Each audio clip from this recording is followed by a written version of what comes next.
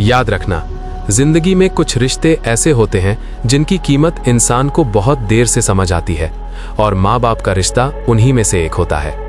जब तक वे हमारे साथ होते हैं तब तक हमें उनकी आदत होती है, लेकिन उनकी अहमियत का एहसास नहीं होता। एक छोटा बच्चा जब इस दुनिया में आता है तब उसे कुछ भी नहीं आता। उसे चलना नहीं आता, बोलना नहीं आता, दुनिया को समझना नहीं आता। उस समय एक माँ उसे अपने आंचल में छुपाकर हर दर्द से बचाती है, और एक बाप उसके लिए हर मुश्किल से लड़ता है। माँ अपनी नींद छोड़ देती है, बाप अपनी ज़रूरतें छोड़ देता है, और दोनों मिलकर अपने बच्चे के भविष्य का सपना बनाते हैं। समय धीरे धीरे बदलता है, बच्चा बड़ा होता है, पढ़ता है, आगे बढ़ता है और अपनी नई दुनिया बना लेता है।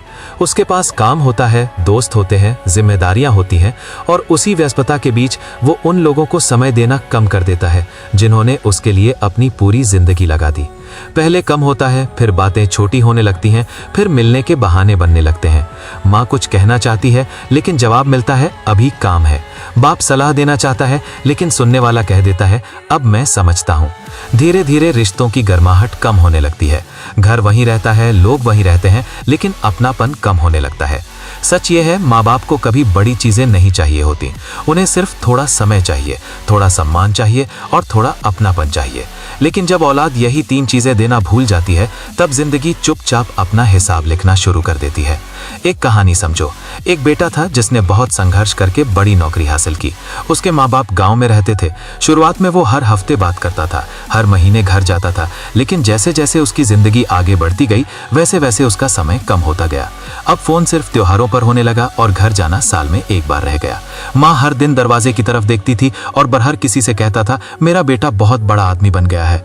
एक दिन माँ बीमार पड़ गई। बाप ने बेटे को फोन किया लेकिन वो व्यस्त था। उसने कहा बाद में बात करता हूँ, लेकिन वो बाद में कभी नहीं आया।